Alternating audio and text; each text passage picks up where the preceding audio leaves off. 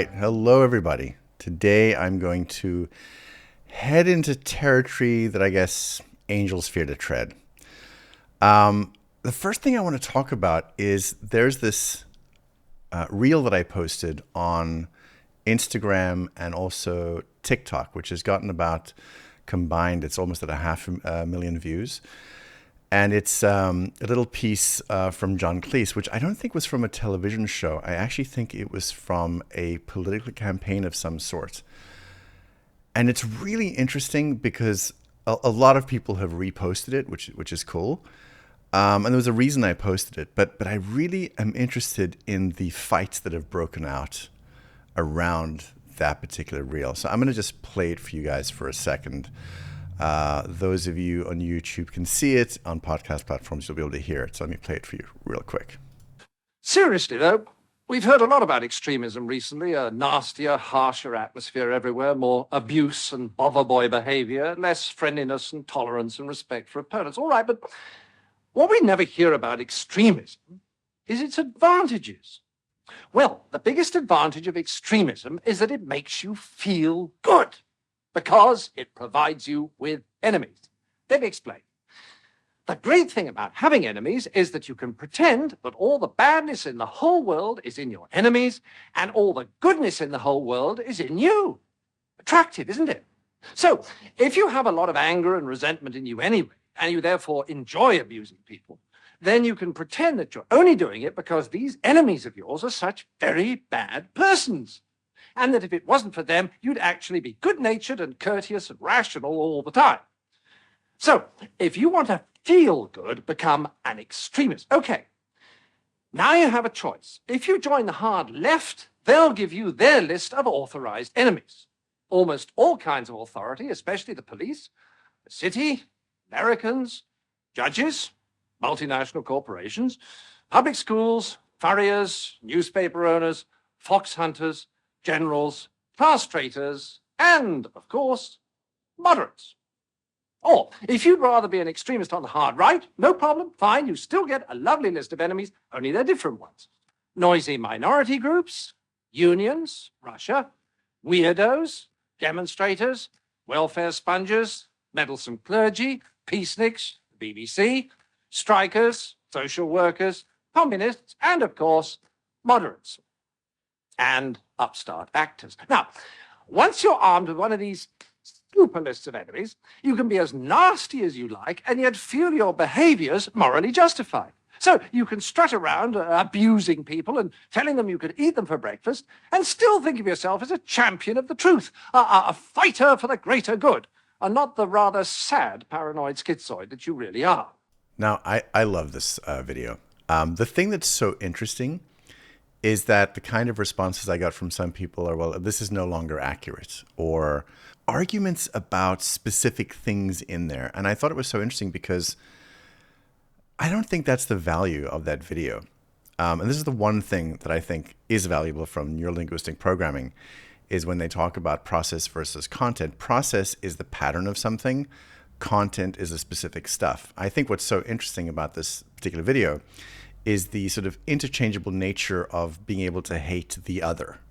Like, it's a lot to do with sort of us and theming. And also, interesting enough that, you know, if you have a pre-existing pathology of some kind, you get fired up about shit. And when the electronic oracle tells you, well, this year it's a different thing, then they get fired up about that thing. You know, so every year you get fired up about something, and you're in essence told what to get fired up about. But I think what's most interesting is the us and theming. And then what was interesting in the comments is literally this little video is about getting inflamed against the other side. Like, you have a list of enemies, and literally in the comments, some of the people started fighting with each other. They literally did the process that the video was talking about. I found that extraordinary. Just mind-boggling, actually.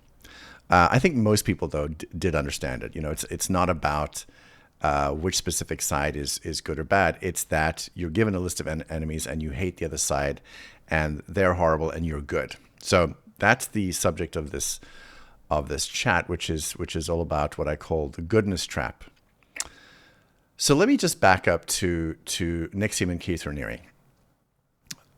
Many of you have heard me say this before, but I believe that Raniere was the pinnacle of goodness, and I believe that he reflected my values perfectly. Like, he was what I wanted to be, but I didn't feel I could be, and he kind of reminded all of us of that all the time. You know, you're not there yet, kind of thing. You don't have the level of ethics, that kind of thing. And he would never say it explicitly. He was very, very subtle, very, very covert.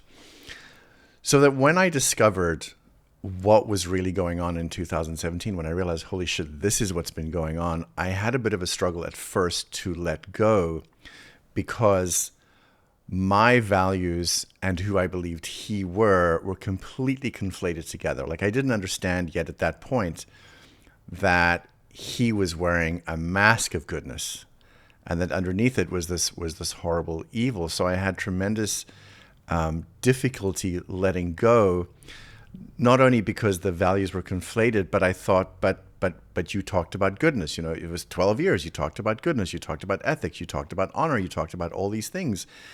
And so it almost felt like to look into the darkness would be the equivalent of abandoning the goodness, abandoning not so much in him, because I began to realize, well, maybe he doesn't have it, but I thought like somehow that my goodness felt viscerally still connected to everything. And so I had to say to myself eventually, like, okay, if you look into the darkness, if you look into the pit of hell, you will not lose that because it's yours. See, I didn't really understand that it was mine very, very deeply. And this is a very common problem that we have as human beings. We fall in love with a mask.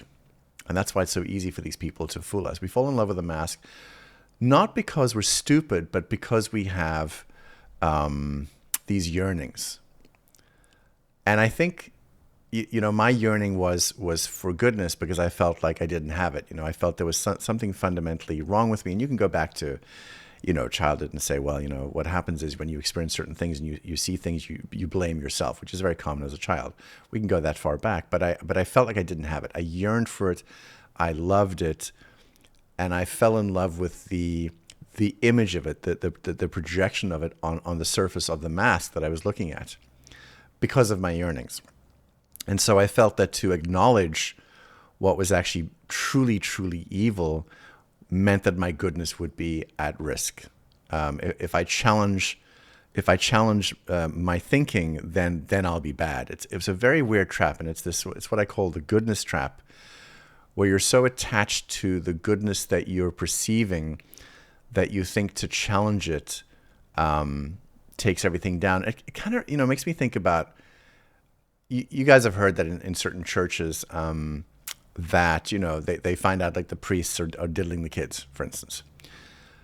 And when I say diddling, I mean really raping, bad shit. What happens to some people is they don't want to look at that, because they think if they look at that, they're going to lose their faith. They're going to lose God. They're going to lose goodness. They're going to lose all those things. They can't hold both things in their mind. They can't hold that I am trying to connect to something that I believe is good, and some of the leaders are doing terrible things to children. They can't seem to do that. And so, you know, what they do is they make excuses and say, yes, I know they're doing these things, but look at all the good. And they don't understand that, you know, a little bit of poison is poison. It just is poison. And so they try to defend the institution and defend these things, and try to look away from hell, look away from darkness, because they're so attached to the goodness that they think they need so desperately. And I always find it interesting, like we negotiate with these kinds of institutions as though, yes, well, it's bad, but, instead of like, no, it's fucking bad, and it has to change. It just fundamentally has to change. And maybe it has to be, you know, in some institutions, burnt to the ground, and you have to start again and fucking teach people about covert narcissism, you know, and covert psychopathy. It's interesting, like when in cults, when revelations become public, people hold on desperately to the good stuff, and they're trying to hold on to their goodness, because they think that, like, if I don't hold on to the goodness, then I am not good. You know, they say things like, it's such a beautiful community, and we were doing such beautiful things for each other in the world. You know, this is still something that's pretty common In Nixium, people are still very attached to what they call the good old days. People still go, yeah, but V-Week was so beautiful and this and that. And sometimes it's because they've never been to any other gatherings like that, and sometimes because they just had very beautiful experiences. But the common denominator was that they were having the beautiful experience because they were capable of it. You put a psychopath in the same situation, they're not having a beautiful experience. They might be abusing a bunch of people and getting their kicks, but they're not having that beautiful experience. I understand deeply, because I got this about myself, that people want goodness in their lives. They want to be part of goodness, and it's a struggle, because people who are good, that have morality, or desire strong morality, don't recognize that this can be used for nefarious purposes. People, because they have a tendency towards goodness, and because they don't understand antisocial personality disorder, they assume all others think like them and act like them. But these people with these pathologies, they create a system to justify all their dark shit. Let's take cults, that groom, young boys and girls for sex. The real intent that these people have is to get an outlet for a bunch of their unresolved sexual shit, because they want to diddle kids, they want to rape kids, whatever it is. So what they do is they realize, okay, they can't go into the world with people that have conscience and morality and say, look, I just want to figure out how I can diddle as many kids as I want because I have all this unresolved bullshit. They're probably unaware of that. So what they do is they create a religion or teachings to justify their baser, darker impulses and the shit they want to do. And then what happens is the good people, or the people yearning for goodness, now attach themselves to the teachings. They attach themselves to the vision of what is being presented to them, but the vision is usually a mask. They're being presented a masks so that the perpetrator can do the shit that he or she, mostly he, sometimes it's a she, wants to do. And it's rough, because what happens is you start to ignore the bad shit that's going on because you're so entranced, so much in fervor, so in awe of this vision of goodness. So I want to just play something else that really, really struck me. And before I play it, I'm not one to talk about specific political parties, but I want to play this particular one. And again, I hope you understand it's not about the specific political party. It's about a pattern that has happened throughout history and humanity for a long time. So if you're gonna get offended, then please go and look at my Prickly People episode I did, I think last year, and just sit with that, because there are so many people that reach out to me. They cherry pick one thing I say. It happens to everybody I know, and just start to the vitriol comes up, and they just spew hatred because they're trying to be good people. They spew hatred, not understanding the subtleties, I guess, of what I'm talking about. Nuance is a beautiful thing. Splitting, black and white thinking is super easy. So there's this Democratic senator who, I think her name is, Senator Susan Talamantes Eggman, who says she's done with her party. And I want to play this video for you. It's really interesting. Let me just find it real quick. Here we go. Thank you, Mr. President and members. I'd like to say, as a progressive, proud member of this body for the last 12 years, I'm done. I'm done with us protecting people who would buy and abuse our children. I'm done. I don't want to send more black and brown men to prison. I don't want more people in prison, but I don't want people buying girls. I don't want people buying little girls anymore. And I'm tired of saying it's okay and that we have to protect the men who do it. As a mental health professional and as a social worker, I can tell you I've spent my entire career working with people who have been wounded. I'm not going to say beyond repair, but they have been wounded to their core by the abuse that's been heaped on them, oftentimes by those that they love and look to protect them.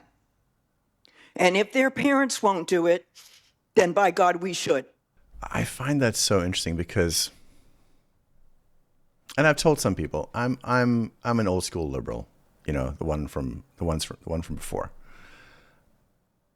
what happens is when you believe you're the party of goodness and tolerance and compassion and empathy, is you want to make excuses for behavior that's a problem. You want to be allowing of people. You want people to feel like that they're being heard.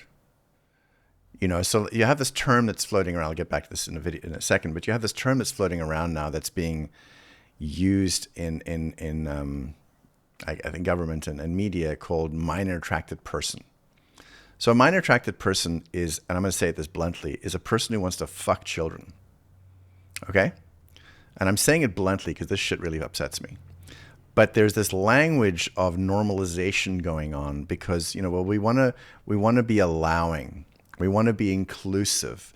So they're not trying to fuck children. It's a condition. They're minor attracted persons. And it's sort of like, when you're about to in the military, like blow a bunch of people up, you say execute the target, because execute the target doesn't sound bad. Obliterate 10, 20, 30, 40, 50 people with a missile and blow them into smithereens where you can't recognize who anybody is anymore because their brains and shit is everywhere. That sounds terrible. So you have to use the terms, of sort of softer terms. So you guys can tell I'm upset about this shit. I think one of the things that happens is we get trapped in this, we're the good people. We need to be good. So we need to be allowing. And as you hear her say, she says, look, I don't want more people to go to prison. Doesn't matter what color they are, more people to go in prison. But this is enough. We have to stop protecting people that are abusing children. And what happens is, this is a struggle. When your team is doing or allowing really bad shit to happen, you don't want to see it. You want to hold on to the goodness because you think if I acknowledge that my team is allowing these things, then the gig's up, and maybe there's some other bad guy we have to fight. And so we have to, no matter what we're doing, we have to call it good. So this is a kind of really bad delusion that happens when people are trying to protect a cult, in essence. You have to deny a whole bunch of things. The goodness trap, as I call it, is a problem because, okay, so we want to be the good people. We want to allow people their freedoms. So where do we draw the line? Where does it end? Do we bring down the age of consent to have sex with a minor? Do we bring it down? And where do we bring it down to? I know I'm being purposely quite vile. Okay, so we bring it down to 13? Well, maybe we should bring it down to 11. Well, what about that person, who has all these problems and they're attracted to 9-year-olds? Do we bring it down to 8? Because we want to be seen as inclusive. We want to be seen as the good people. So the question, where does it end? And pretty soon what happens is, not because, by the way, these people are necessarily evil motherfuckers, but they're so entranced with trying to be good, compassionate, empathetic, inclusive people that they want to allow some really bad shit to happen. And, one of the things that's happening in Europe right now that is not being reported in mainstream media very much is there are extraordinary amounts of migrants and people escaping from different countries crossing into Spain and Italy, and they're unchecked. They're not really checked at the border. They just come in, and so the good people are saying, yeah, but they're running away from something bad. Now, the interesting thing is some of these people are military-age males, a lot of military-age males, and not actually a lot of women and children. Not always, but a lot of the time, military-age males who then come into cities are given a bunch of money. Now, I want to stop right here. I want to make sure. You might feel triggered because you might go say, wait a minute, Mark, you sound like a right-wing Nazi. No, I don't. I'm just talking about what I'm seeing, and I'm talking about the goodness trap. And this is part of the goodness trap as well. Because you're good, anything else must be bad. It's splitting. I am all bad and you are all good. So for those of you that are getting your little prickles up, chill. These people are coming in, and some of them are doing terrible things to the local population. They're murdering people. They're robbing people. I sometimes see things where some woman was dragged by a car and raped, and like it's on CCTV. And like, what happens is that the press doesn't want to report on those things because the person, well, they're a migrant. They're like another color, and we don't want to be seen a certain way. We don't want to be seen as racist. We want to be good. So the problem is, this isn't about race. The problem is, like, there are people coming into countries that are not checked. They're allowed in, and we don't know. We have no idea. Now I'm talking about America because America is so reactive to this conversation. I'm just talking about Europe right now. Now again, I don't believe, for the most part, people are saying that this is good. Let in any amount. It doesn't matter what criminal background they have. It doesn't matter if they want to diddle kids or not. Just let them all in. They're not saying it because they want to bring that, the downfall of fucking white civilization or whatever. They're not saying it for that reason. Most people are saying it because they are identified with goodness. They want to be good. They want to feel they're good. And of course, some people want to just act as though they are good. But it's something to consider, like how far, like where's the line? So if we know criminals are coming in, is it like minor attracted persons? Yeah, I know, but we want to be inclusive. Like, at what point, when your population's not safe anymore, is that okay? Because right now, there are people that are being robbed and killed and whatever, and it is interesting that the press is not really covering it a lot, which I find very interesting. There's another problem with the goodness trap. There's a different issue as well, which is and I've been talking about people that really are aiming for goodness, want goodness. But there's also people that are not good, that pretend to be, and they want to signal goodness. You've heard of virtue signaling. They want to signal that they're good by doing certain things. And there's also, there's rules that happen sometimes. Like, if you don't signal the goodness, then you're bad, irregardless of your personal morality. So you have people that really want to be good, and then you have people that actually don't give a flying fuck about it, but they just recognize, well, these idiots with their conscience and their morality and their empathy and all that bullshit, they want this thing. So all I have to do is to mirror to them their own values, their own delusional whatevers, right? So I'm going to mirror that to them. So I'm going to take my, all my hatred and all my aggression and anger and maybe some kind of pathology, and I'm going to pretend to be this thing that they're going to rally behind. And that's why people have to learn about, covert narcissism and covert psychopathy.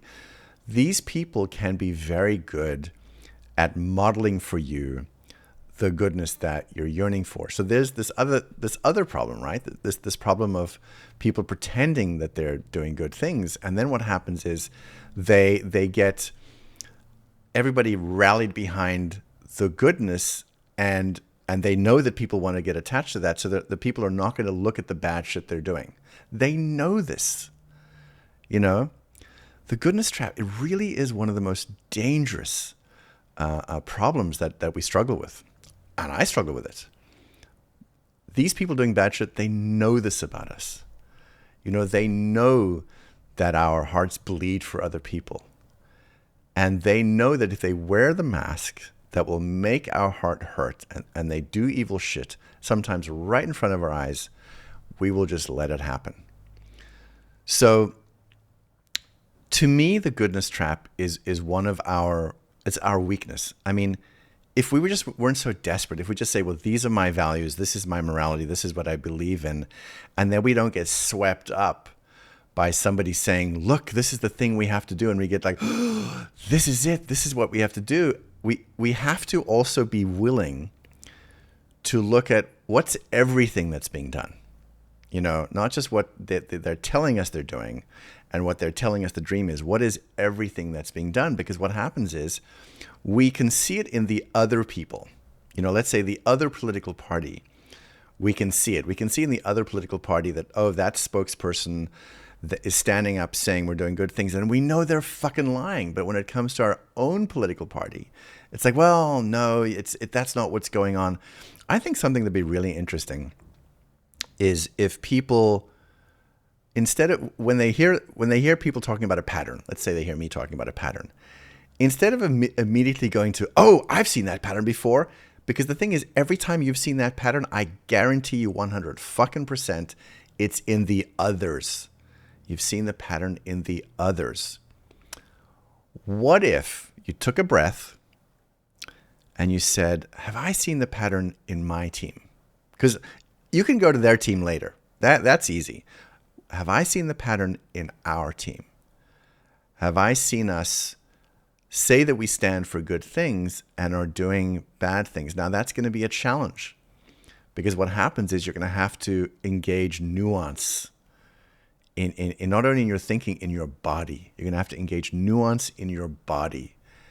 You're going to have to say, we as a group, are we saying we're doing good things and ignoring the bad things because we're so desperate to hold on to the idea that we are the good people? Is it possible that we're doing that? Because that is far more valuable than getting on social media, hitting the comment sections and saying, those fucking assholes are doing exactly the shit you're talking about, Mark. Because I get it every day. I get people giving me examples of the pattern I'm talking about. Listen, it's very easy. The other side, very, very easy. Because part of it is they probably are doing some bad shit, because everyone is. But also part of it is it relieves the pressure for us. We have all this built up shit in our shadow. It relieves the pressure in our shadow because we get to project it out, and then we feel, as Cleese says, we feel good. We feel good about ourselves. We feel fucking righteous. So I challenge my audience. I challenge myself to try this.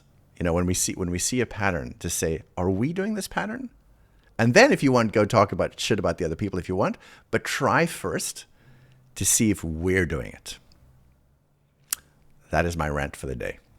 As always, stay very curious.